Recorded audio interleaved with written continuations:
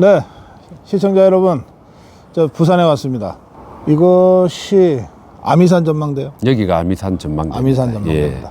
우리 사하 낙동강 벨트의 맨 아래쪽입니다. 여기가 사하갑이에요, 그래요. 여기 지금 아미산 전망대는 선거구 기준으로 보면 사을인데 어쨌든 사의 가장 명소라고 할 수가 있습니다. 그래요. 우리 이성권 전 부산시 경제부시장 모시고 함께 하겠습니다. 인사해 주세요. 반갑습니다. 고성국 TV의 시청자 여러분들 진심으로 반갑고 또 이렇게 출연할 수 있는 기회를 주신 고성국 형님께 우리는 인연이 오래되었기 때문에 형님께 감사의 말씀을 드립니다. 저는 부산시 경제부시장을 작년 12월 31일까지 했고 박형준 시장 보궐선거 당선 이후에 정무특보를 하고 경제부시장 한 3년 가까이 일을 하고 새로운 도전에 나섰습니다. 제 고향이 부산인 건 여러분들 아실 텐데 저는 여기는 처음입니다. 정말 멋있네요. 네. 제가 여러분들한테 이 멋진 광경을 보여드리려고 일부러 이렇게 섰어요. 저쪽부터 저희가 어디쯤 되죠? 저기 지금 아파트 단지가 많이 보이죠. 네. 저기가 강서구, 명지 신도시. 명지 신도시구나. 저기 명지 신도시고 저쪽 뒤편으로 지금 보이지는 않습니다만 각종 공단들이 입지해 있습니다. 국가공단인 녹산공단도 있고 그 외에 공단들이 많이 입지해 이 앞에 모래톱 여기. 예. 이게 이제 낙동강 하구다 보니까 위에서부터 쓸려 내려온 모래들이 여기서 모래톱을 형성을 하고 여기에는 아주 그 생태 환경적인 게 전 세계적으로 여기가 을숙도예요? 을숙도가 저 바로 위에 저 위쪽에 보면은 을숙도가 별도로 존재를 합니다. 저 멀리 보이는 저 산은요? 저 사이 뭡니까 지금? 경남이에요, 부산이에요? 제가 한번 여쭤볼게요. 고성범범장하고 내개했다가 제가 졌습니다. 예, 저기가 보기에는 그냥 육지로 보이는 산으로 보입니다만 저게 가덕도입니다. 가덕도. 부산의 가장 서쪽에 위치하고 있는 섬이고 저기를 넘어가면 거제도가 나옵니다. 그래서 거가대교라고 들어보시는지 모르겠지만 거제도와 가덕도를 연결하는 10m는 연결되어 있는 곳이고 저기가 아니 저서 산 뒤는 경상남도 아니에요? 경상남도로 들어갑니다. 그 제가 저 갖고 졌었죠. 내게 했다면서요. 아니 요 앞에 보이는 산은 부산이지만 안 보이는 저쪽 산은 경남 아니에요? 맞습니다. 하여튼 제가 억울하게 억울한 건 아니지.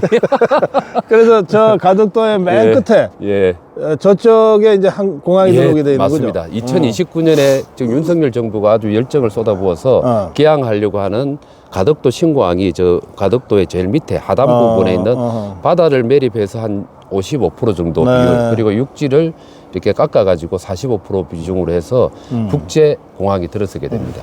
그래서 저기 보이는 저 바다가 이제 태평양. 그렇죠. 쭉 나가게 저희가 되면 태평양입니다. 저 끝까지 가면은 미국 가요. 한번 갔다 오실까요? 그러니까 요 일대 저기를 우리가 저기 부산에서는 다대포. 네, 그렇죠. 지명이 다대포죠. 예, 다대포. 북한이 우리 남쪽을 침범하지 못하는 이유가 다대포가 있어서 그렇습니다. 대포가 많아가지고. 다대포라고 해서 함부로 못 옵니다.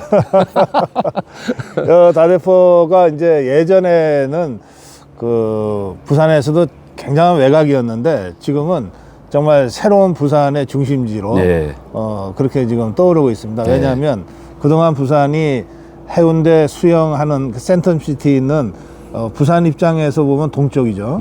동쪽 지역이 기장까지 정관까지 해서 굉장히 발전을 했는데 이쪽은 그야말로 이 약속의 땅이고 잠재력이 무한한 곳이거든요. 맞습니다. 그래서 앞으로 부산은 이 서쪽 중심으로 발전하게 될 거다 이런 말씀들을 많이 하세요. 그 서쪽의 한가운데 상징적인 곳이 바로 이 다대포입니다. 그래서 요 아미산이 요 다대포의 바로 위에 있는 산이거든요. 그래서 오늘 저희가 여기서 부산의 서쪽을 한번 제대로 해보겠다고 나선 이성권 전 경제부시장과 함께 말씀을 나누겠습니다. 좀 춥네. 네, 안으로 들어갈까요? 그냥 아예 전망대 안에 들어가서 따뜻한 데로 가시죠. 부산이 제일 남쪽이라 별로 안 추운데 기온은 근데 바닷바람 때문에 굉장히 쌀쌀해요. 그래서 우리 저 안에 들어가서 차 한잔 하면서 지금이 저 아침 8시 반쯤 됐어요. 그러니까 별로 주민들도 안 계시는데 이렇게 좀 부산 시민들 입장에서는 좀 추운 날씨라 많이 안 나오신 것 같아요. 어제까지는 날씨가 좀 포근한 편이었는데 오늘 조금 기온이 떨어졌고요. 아무래도 지금 겨울 되면은 바람이 북서풍이 불어오니까 북쪽에서 오는 바람이라서 바닷가고 그래서 약간 오늘은 상대적으로 더 좀 차갑게 느끼죠. 손도 좀 시렵고 그러네요. 예, 그래도 뭐 서울보다는 뭐 한참 따뜻하지 않겠습니까? 이쪽으로 네. 들어가시죠. 전망대 있군요. 여기에는 그 부산 시민들뿐만 아니고 지질 생태적인 측면에 있어서 학자들이나 그래요? 전 세계 학자들이나 거기에 관심을 가지고 있는 사람들이 상대적으로 여기를 방문을 상당히 아, 그래요? 예, 합니다. 지질학적으로 중요한 곳인가 보죠? 예, 여기 보면 지금 다 있습니다. 여기 보면은 그 태종대도 여기 태종대네. 태종대도 있고 고성도 있고 여기가 자살바 있는 데인가? 예, 아마 그쪽 그 아래쪽이라고 볼 수가 있는데 여기도 지질학적으로 봤을 때 과거에 고대 때부터의 지질학적인 이거 우리가 본 예, 그거네. 예, 맞습니다. 방금 모래톱이 형성돼 있는 낙동강하고 예, 연안 사주는 홀로세기에 예. 만들어졌다. 그 부산에 여러 군데에 국가 지질공원이 있는데 그 중에 하나가 여기 낙동강하고도 해당이 됩니다. 그래서 여기 오면은 우리 어린이들부터 시작을 해서 생태 환경에 대해서 관심 있는 사람들이 즐겨 찾는 요즘은 공부가 가능한 이 곳입니다. 전시가 전부 저렇게 컴퓨터하고 맞습니다. 같이 복합적으로 그렇죠. 예, 영상 이미지로 돼 있어서 아이들이 공부하기는 참 좋게 되어 네, 있네요. 맞습니다. 그래서 부모님들이 애들 손잡고 와가지고 여기를 많이 오는 편입니다. 여긴 카페군요. 네, 카페입니다. 제일 위에서 조망하면서 편하게 차 한잔하면서 전망을 볼 수 있는 곳입니다. 네, 우리 이성권 전 부산시 경제부시장과 우리 아미산 전망대 들어왔습니다. 근데 작년 말까지 부산시에서 경제부시장 하고 예. 그리고 지금은 백수시네요. 네, 뭐 백수 좀 아주 따끈따끈한 백수입니다. 그래요? 지금 백수 일주일째를 그래요. 맞이했습니다. 워낙 백수 생활을 많이 하셨잖아요. 그렇죠. 중간중간에 이렇게 신적이 많아가지고. 국회의원 2번 했었죠? 아닙니다. 제가 한 번 17대 했었나요? 그 노무현 대통령 탄핵 이후에 그 박근혜 그때 비대위원장의 한나라당 시절에 17대 국회의원으로 남자 최연소 국회의원으로 당선되어가 들어와서 그 이후에 뭐 낙천이라든지 뭐 이런 것 때문에 다른 공직을 쭉 했었습니다. 그렇군요. 뭐 형님도 잘 아시다시피 코트라에도 제가 있었고 그다음에 청와대 들어가서 비서관 생활도 하고 또 일본에 가서 고베 총영사라는 외교관도 하고 그래요. 그리고 이제 박형근 근데 시장과 그때 그 국회의원 할 때는 부산 진이었잖아요. 예, 부산 진구에서 국회의원 했습니다. 근데 지금 이제 도전을 준비하고 있는 곳은 예. 사하 갑지역인데 갑지역입니다. 보통 국회의원이 지역구 옮기는 거가 쉽지는 않은데 네. 왜 사하를 생각하시게 됐어요? 일단 두 가지 이유입니다. 하나는 정치적인 이유인데 뭐 잘 아시다시피 그래도 우리 대한민국의 가치라고 하면 자유민주주의 또 시장 경제 이런 보수에 입각한 국가 운영이 되어야 하는데 지금 의회 독재가 너무 심하지 않습니까? 그래요? 민주당이 170석 이상을 가지고 있으면서 정부가 추진하는 건 사사건건 윤정부의 발목을 잡고 있는데 이 의회 독재를 끝내지 않은 이상은 정부 운영에 많은 어려움이 있는데 지금 부산에는 3명의 민주당 국회의원이 있습니다. 18개의 의석 중에서 그 중에서 뭐 원도심권에 한 분이 계시고 그 다음에 두 사람이 낙동강을 끼고 있는 이곳 사하구를 포함해서 부산 북구에 있고 경남으로 봤을 때는 양산과 김해 이렇게 3명의 국회의원에서 낙동강 벨트에 5명의 민주당 국회의원이 있습니다. 그래서 정치적으로 봤을 때는 이 민주당 국회의원의 배지를 탈환을 해야지 의회 독재를 끝낼 수 있다고 생각을 해서 제가 가지고 있는 다양한 국정 경험들을 녹여내서 그 민주당 의원을 이렇게 잡기 위해서 사하로 들어온. 지금 사하 가면은 그 민주당의 최인호라는 자가 지금 3선하고 있어요. 지금 재선에서 3선 올라가려고 하고 있는 도전하고 있는 상태입니다. 그래서 이제 그 지역에서 더불어민주당의 의회 독재를 끝장내기 위해서 출마를 결심했다. 그런 설명이십니다. 사실 아무리 부산이라 하더라도 지금 말씀하신 그 낙동강 벨트는 험지라고 알려져 있잖아요. 더구나 상대가 더불어민주당의 재선 의원이니까 적어도 8년간은 지역을 열심히 다녔을 거 아니에요. 그렇겠죠. 험지 출마를 결심한 후에 주변 분들은 어떠세요? 아니 왜 부산 친 사람이 왜 글로 가냐? 그런 말씀들도 하셨을 것 같은데. 그런 분들도 있어요. 사실 부산 친구에서 저를 도와주고 지지해주는 분들은 되게 아쉬워하는 분들이 있죠. 그러나 대다수의 분들은 그 어쨌든 험지에, 그러니까 양지를 버리고 양지를 버리고 험지로 가는 부분에 대해서는 그런 정치적 결단이나 또 그러한 또 어떤 지향하는 가치에 대해서 상당히 공감을 해주는 분들이 그래요? 많이 있고 의외로 사갑에 있는 그 유권자들 중에서 환영하는 목소리가 상당히 많습니다. 그래서 제대로 된 인물이 오는구나. 이제 민주당 의원을 이기고 배지를 다시 탈환할 수 있는 그런 인물이 오는구나라는 그런 분위기가 지금 아주 많이 확산되고 있습니다. 그 사갑 지역이 적입니까? 예, 지금 여기 우리가 쓰고 있는 것은 여기는 사을 사을 지역입니다. 지역이고. 지금 보이는 저기 공단, 신평 장림공단. 여기까지가 사을 지역. 사을 그러니까 지역이죠. 조경태 위원 지역이고. 그렇죠. 그걸 넘어가면 저 멀리. 지금 잘 보이지는 않습니다만 저쪽이 예, 사갑 지역. 사갑 지역에 해당이 됩니다. 그런데 아까 우리 뒤에 저희가 가덕도라고 그랬잖아요. 예.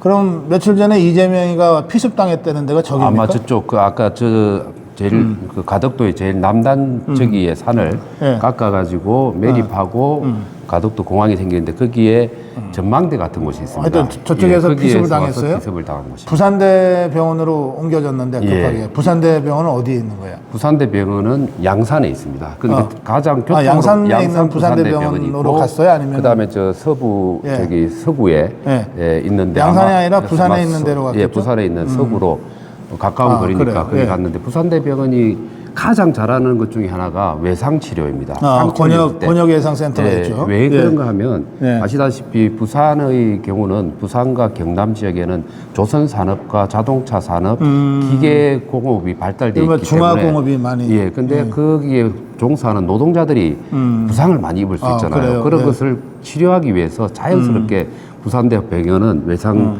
그런 치료를 위한 전문가들이 아주 의사들이 많은 곳이죠. 아니 또 우리 오늘 경찰이 그랬어요. 예. 부산 경찰청 소속 경찰이 부산은 이 폭력 사건이 많아서 예. 그래서 이 외상 치료가 긴급하게 필요한 예. 그런 피해자들이 많다는 거예요. 예. 그래서도 또 부산대 발달돼 그 권역외상센터가 예. 상당히 치료 임상 횟수가 많다. 네, 맞습니다. 그렇죠. 예. 그러니까 사실 이 상처를 났을 때 이거 치료하는 데 있어서 가장 중요한 게 여러 번 수술을 해본 경험이 누적된 그렇죠. 의사들이 예. 치료를 잘하는 거거든요. 그래서 방금 말씀한 것처럼 경찰의 관점에서는 그런 범죄자들을 많이 접하고 또 노동과 관련해서는 예. 현장에서 사고자들이 많기 때문에 그 치료. 그래서 부산대학교가 그게 아주 발달돼 있는데 여기서 수술하면 좋은 거잖아요. 당연히 뭐 제일 높은 의료 서비스를 받았죠. 그렇죠. 근데 서울로 간 게 이해가 안 가요. 그래서 부산 시민들이 굉장히 화가 나고 화가 나죠. 무시당했다는 데 대한 예. 그 노여움 같은 것들이 굉장히 있더라고요. 맞습니다. 진짜 그렇습니까? 예, 실제로 그렇죠. 나가서 보면 부산 무시하냐. 그 정도 상처, 그러니까 상처가 뭐 중한지 안 한지는 전문가가 아닌 이상은 모르지만 네. 전국에 봤을 때 대한민국 전체에서 부산대학교의 그런 의료적인 전문성이 뛰어난데 그것을 버리고 갔다는 것 자체에 대해서는 네, 네. 상당한 좀 뭐 배신감, 분노 뭐 이런 게 강하다고 봐야 되죠. 아니 지역의료 발전 얘기를 하지 말든지. 그러니까요. 저부터. 말로는 계속 지역의료원이 해가지고 실제로는 상황이 터지니까 예. 그냥 그것도 헬기까지 특혜 시비를 불러 이렇게 헬기까지 동원해서 하여튼 그 점에서 제가 어제 양산 거쳐서 지금 부산으로 왔는데 어제 양산에도 부산 분들이 많이 오셨어요. 근데 굉장히 분노들 하시더라고요. 그렇죠. 근데 뭐 방금 지역 발전, 국가 균형 발전 이런 얘기들을 민주당이 얘기를 하지만 그 입으로 얘기하는 거 행동의 정반대의 사례들이 또 있습니다. 그게 뭔가 하면은 산업은행 부산 이전과 관련된 그래요. 예. 예전에 그거 아직 이전 안 했어요? 그러니까 말입니다. 이건 참네. 다들 이전했다고 생각하는데 강석훈 행장이 부산으로 출퇴근한다고 난 알고 있었는데 그 정도까지로 열정을 가지고 부산에다가 사무실을 두고 자주 내려올 정도로 산업은행 이전을 시키겠다. 근데 아시다시피 노무현 대통령 시절에 1차 공공기관 이전을 통해 가지고 지방 균형 발전을 시키려고 했던. 그래서 그러니까 공공기관들을 다 지방으로 했죠. 전국에 10개 혁신 그때 결정됐던 거 아니에요? 그때는 그 산업은행 이전 포함이 안 됐지만 어쨌든 지방 균형 발전이라는 가치와 철학을 입으로 주장했던 데가 민주당입니다. 그러면 산업은행 역시 그런 지방 균형 발전을 위해서 윤석열 정부가 이전하겠다고 하는 걸 지금 누가 맡고 있느냐. 제가 아까 의회 독재라는 표현을 썼습니다만 정부 차원에서는 이전 공공기관으로 지정해서 고시까지 다 했거든요. 행정적 조치가 끝났기 때문에 이제 국회에서 입법적 조치만 하면 됩니다.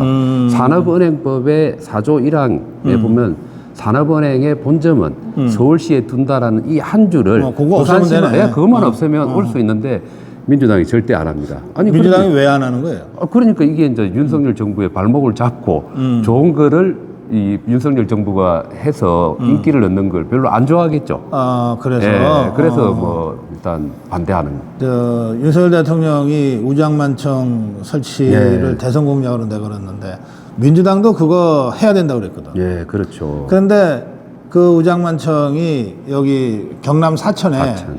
그 카이와 연계해서 예. 사천에 오는 것이 좋다는 건데 그거 반대하느라고 지금까지 안 한 거예요. 맞습니다. 그러니까 결국은 이제 내일 모레 됐겠지만 민주당 얘기는 하니까 재채기가 나와. 그러니까 저도 저 형님이 제 얘기를 하니까 저까지 따라하려고. 민주당 얘기하니까 또 나오네. 하여튼 그래서 똑같은 말도 지그들이 해야 이게 뭐 정이고 똑같은 얘기를 우리 자유파가 하면은 거짓말이고 예, 예. 뭐 하여튼 이게 더불어민주당 정복주사파들의 내로남불이라는 거는 예. 수년 동안 우리 국민들이 겪었어요. 자, 그건 그렇고 여기가 이제 그 부산의 맨 서쪽 아닙니까? 저쪽이죠. 예. 그리고 또 맨 남쪽이고. 근데 앞으로 서부산의 시대가 열린다. 예. 그런 말씀들을 부산 분들이 많이 하시더라고요. 예. 우리 경제부시장도 지내셨으니까 네. 박경정 시장과 함께 부산의 발전에 대한 그 여러 계획들을 같이 다듬어 오셨을 텐데 앞으로 진짜 서부산이 부산의 중심이 되는 겁니까? 네, 저는 그걸 확신을 하고요. 그래서 네. 어제 제가 출판 기념회를 가졌습니다. 서부산이 답이다라는 박경유 시장과 함께 정무특보, 제가 또 경제부시장을 하면서 3년 가까운 부산 전체에 대한 비전을 생각해 보면 앞으로는 부산의 성장 동력이 이 서부산을 축으로 해서 발전할 수 있다라는 생각을 했는데 그 이유는 예. 일단 여러 가지가 있습니다만 아까 우리 고승국 박사님께서 말씀하신 가덕도 신공항이 있지 않습니까? 근데 예. 신공항은 이제 언론에 하도 많이 나와서 그런데 일반 사람들 특히 타 지역에 있는 사람은 잘은 모르겠지만 가덕도 옆에 보면은 부산 진해 신항이라는 게 있습니다. 신항만이 있습니다. 예, 그 부산역 뒤에 있는 북항 그거는 옛날 항만이었고 지금은 도심 재개발을 하고 있는데 그 항만 기능이 신항으로 다 옮겨왔습니다. 그게 부산 쪽하고 진해 쪽 예, 경남 진해하고 있는? 예, 그래서 이름 자체가 부산 진해 행정적으로는 두 군데가 같이 겹쳐 있습니다. 그게 신항만인데 지금 여기서 보이지 않나요? 여기서 저기 보입니다. 예. 그 크레인, 크레인 보입니다. 저게 이제 크레인이 컨테이너를 옮기는 배에서 내리거나 자 다시 다 짓게 되는 크레인이라고 그렇죠. 보면 예. 되고요. 저기가 환적 기준으로 봤을 때 세계 2위의 항만입니다. 그래요? 엄청난 양을 환적을 그러네. 하고 있다고 봐야 되고요. 예. 컨테이너 처리량으로 봤을 때 세계 7위입니다. 근데 1위부터 5위까지가 중국 안에 있는 항만들이에요. 그러면은 국가 기준으로 보면은 세 번째입니다. 아하. 컨테이너. 그러니까 환적과 컨테이너를 봤을 때 세계적인 항만 물류 기능을 저기서 다 담당하고 있는 대한민국의 그러네요. 대부분의 제조된 어떠한 공산품들이나 농산물들이 이 항만을 통해서 전 세계로 나가거나 들어오는 거라고 봐야 되고. 근데 가덕도 신공항, 윤석열 정부가 빠른 속도로 추진하고 있는 가덕도 신공항이 2029년에 개항을 목표로 하고 있습니다. 근데 이거는 여객의 기능, 그러니까 사람들이 오고 가는 기능도 하지만 물류 기능에 더 집중을 하고 있습니다. 저게 그 부산 진해 신항이 먼저 계획이 돼서 먼저 지금 사실은 지금 가동 중이죠. 가동 중이죠. 그리고 가덕도 신공항이 그 후에 이제 후에. 결정이 된 거고. 예, 맞습니다. 그래서 저게 이제 2029년에 개항을 하게 되면 항공 물류까지 그러니까 가능하기 때문에 항만 물류, 항공 물류가 가능하기 때문에 실질적인 이제 물류와 관련된 전 세계적인 허브 기능이 발달하게 됩니다. 근데 요즘은 물류 중심이 되면 자연히 거기에 산업이 직접 산업이 들어오고 금융이 들어오고 그리고 사람들이 들어오고 그 사람들이 즐길 수 있는 문화 맞습니다. 시설들이 들어오고 그렇게 되는 것 같아요. 그러니까 이게 항만 물류의 시대는 중후장대 아까 박사님 말씀한 것처럼 중화학공업, 조선이라든지 무슨 자동차나 그리고 또 뭐 기계류 이런 부분들을 배를 통해서 물류가 이동이 되었지만 공항이 들어서면은 물류 기능이 첨단으로 바뀌게 됩니다. 반도체라든지 그렇죠. 그리고 제약과 관련된 우리가 코로나19를 거쳤지만 그 백신들 이게 저온에 아주 극저온에 보관되지 않으면 안 되고 빨리 이전을 해야지 이동을 그렇죠, 시켜야지 그렇죠. 약효가 있는 거지 않습니까? 그런 바이오와 관련된 것, 또 그다음에 신성 냉동식품들, 이게 콜드체인이라고 부르는데 이런 것들을 항공 물류를 통해서 이동하게 그렇죠. 되기 때문에 그 배후에는 첨단 산업이 발달할 수밖에 없습니다. 그래서 보통은 이제 화물 물류 그러면 배를 생각하는데 네. 그러면 이제 미국 가는데 한 달 막 이렇잖아요. 그렇죠. 그런데 최근에 그 추세가 그 정밀 부품, 전자제품 네. 그러면은 부피는 크지 않고 예. 그런데 하나하나가 엄청 돈이 부가가치가 높은. 그런 제품들이고 신속하게 이동하는 게 핵심이니까 네. 그래서 다 거의 항공화물로 이용하거든요. 예. 그래서 이게 단순히 공항에 들어선다 그러면은 사람들이 오간다를 넘어서 그야말로 부가가치가 가장 높은 최첨단 이 산업 생산물들이 오간다 이런 뜻이 되죠. 네, 맞습니다. 그래서 지금 박형준 부산시정 체제에 들어와서 산업의 구조 전환을 지금 하고 있는 중입니다. 네. 그래서 반도체와 관련된 산업도 육성을 하려고 하고 있거든요. 그래서 그것도 분야가 좀 있습니다. SK라든지 삼성전자는 메모리 반도체고 그 경기도 중심으로 가 있는데 부산은 전력 반도체. 이건 뭔가면은 이 앞으로 모빌리티들 자동차를 중심으로 한 모빌리티들은 전기차가 많이 되지 않겠습니까? 그렇기 때문에 전기를 제어할 수 있는 반도체가 필요합니다. 그 분야는 우리나라가 아주 도전을 많이 못한 상황이고 92% 정도가 전력 반도체 수입해 오고 있습니다. 메모리 반도체는 전 세계 시장의 한 60% 이상을 한국 그 기업들이 잡고 있지만 전력 반도체는 전부 들어오고 있어요. 그래서 부산을 중심으로 해서 전력 반도체 소부장 특화 단지를 저희가 유치를 해놓은 상태인데 그러한 부분이라든지 그리고 2차 전지 부분들 그리고 바이오 헬스케어 부분 이런 부분들을 동부산뿐만 아니고 이 항공이 새롭게 들어서기 때문에 요 강서구를 중심으로 해서 새로운 첨단 산업이 육성이 되게 되고 그렇게 되면은 결국 일자리가 생기게 되지 않습니까? 그럼 인구가 급속하게 늘어나고 또 공항 때문에 많은 사람이 들어오게 되고 그리고 여러분들이 보시는 대로 이 서부산이 아주 광활한 땅과 강과 바다를 함께 갖고 있거든요. 보통 우리 도시 서울 생각하시면 집 짓고 싶어도 뭐 땅이 없어서 그렇죠. 길 하나 내려고 그래도 땅 매입하는 비용이 너무 비쌌어 이렇잖아요. 지금 그런 면에서 여기는 잠재력이 엄청나게 큰 곳입니다. 발전시킬 수 있는 잠재력이 그렇기도 하고 또 최근에 도시 추세가 생태와 연결되지 않은 메마른 도시는 이제 20세기다 그러잖아요. 그렇죠. 그러니까 지금 보시는 대로 이 서부산만큼 생태 환경이 좋은 데가 또 없거든요. 그런 여러 가지를 지금 갖추고 있어서 서부산이 부산의 미래다 그런 말씀들을 하시는 것 같아요. 근데 사실 지금 우리 이성근 전 부시장이 쭉 설명을 하셨지만 이제 그런 걸 하려고 그러면 사실은 부산시만으로는 감당할 수 없는 엄청난 투자가 필요하잖아요. 네, 맞습니다. 뭐 인프라뿐만 아니라 그러한 그 기업들을 유치하고 그러니까 중앙정부가 의지를 가지고 이 서부산 개발에 나서야 될 텐데 윤석열 대통령의 그런 서부산에 대한 인식과 의지는 어느 정도입니까? 제가 볼 때는 역대 최대라고 볼 수가 있습니다. 그래요? 윤석열 대통령이 그 당선되기 전에 공약에서부터 서부산과 관련해서는 가장 핵심 축을 가덕도 신강으로 생각을 하고 그걸 공약으로 내세웠고요. 그다음에 예타라는 그 예비 타당성 조사라는 걸 한 1년 정도 걸려야 되는데 그걸 면제를 시켜버렸습니다. 그래서 시간을 엄청나게 단축시켰고요. 그다음에 문재인 정부 때 그 전에 사전 타당성 조사라는 걸 했는데 그때의 개항의 시기를 2035년을 목표로 잡았었는데 윤석열 정부에 들어와가지고 예타 면제를 해서 일전 단축하고 그 다음에 그 기본 설계를 통해 가지고 12월 말에 발표를 했습니다만 개항의 시기를 2029년으로 확 앞당기고 6년을 앞당겼습니다.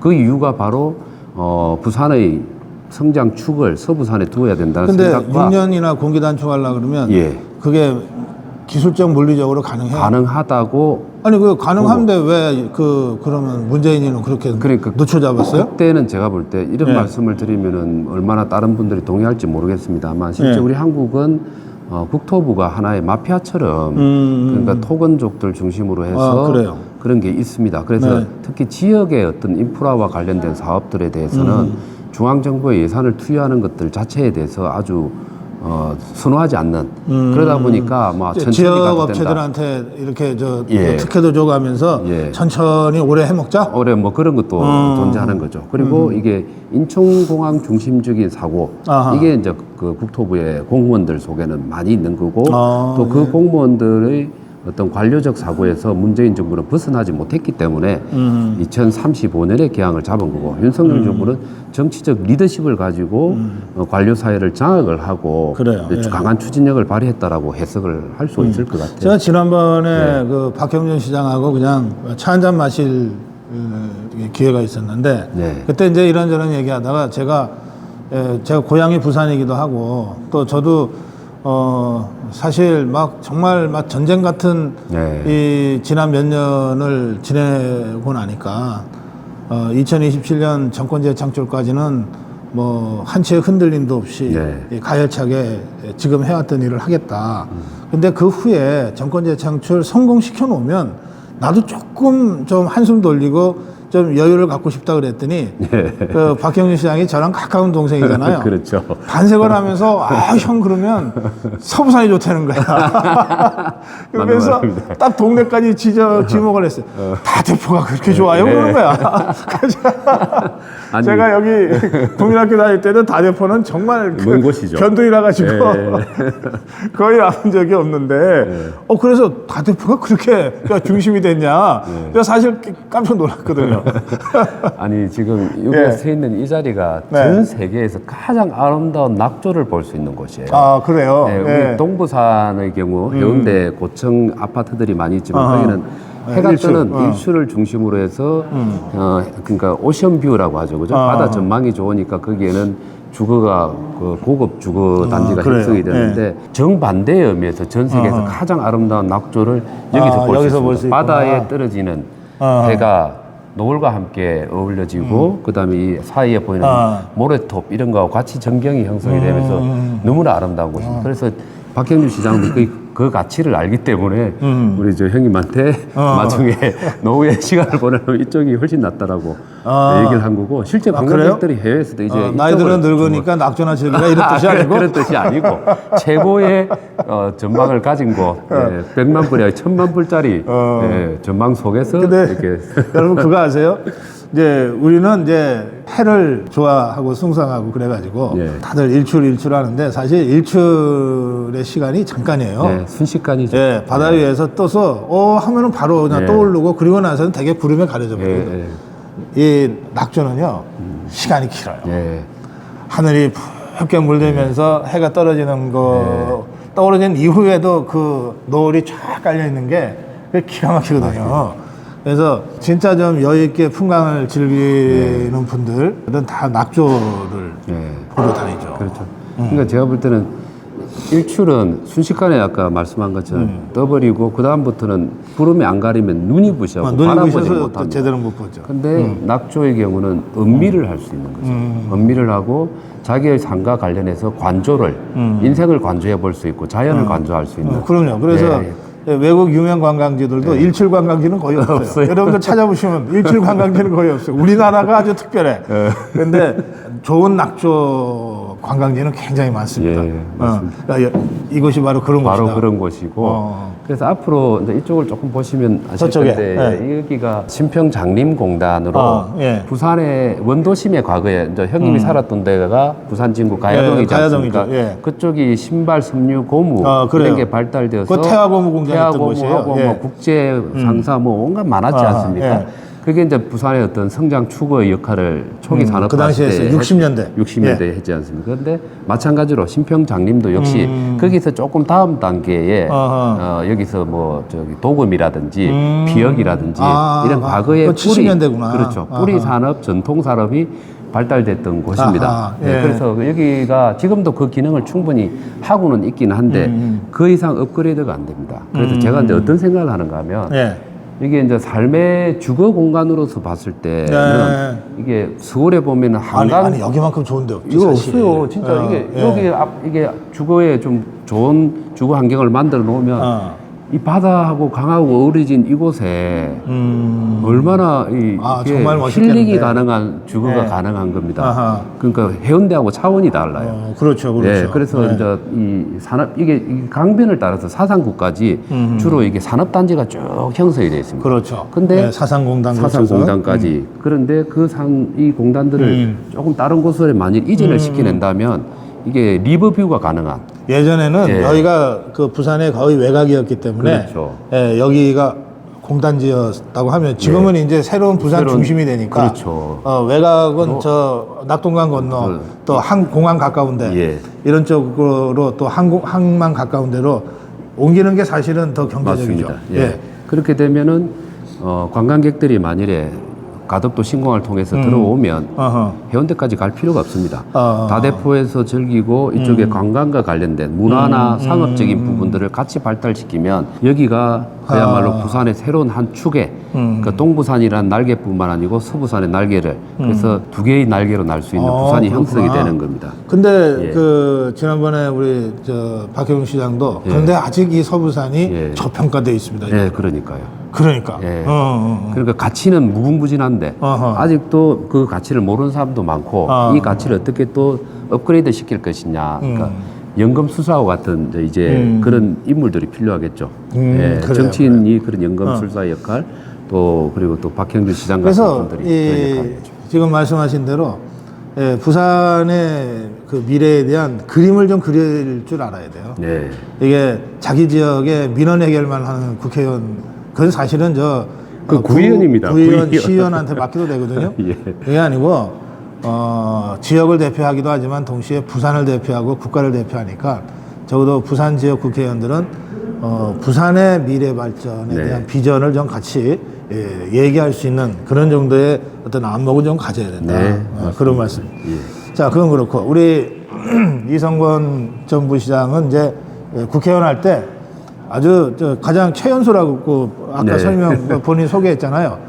진짜 개혁 정치인의 예. 아주 대표적인 주자였어요.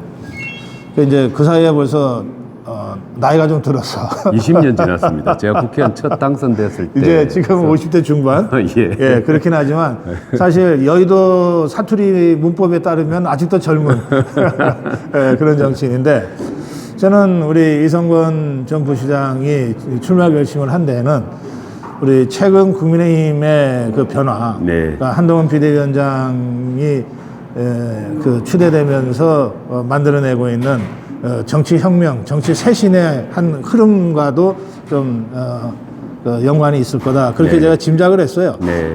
어떻게 보십니까, 그죠? 아이고, 맞는 말씀이고요.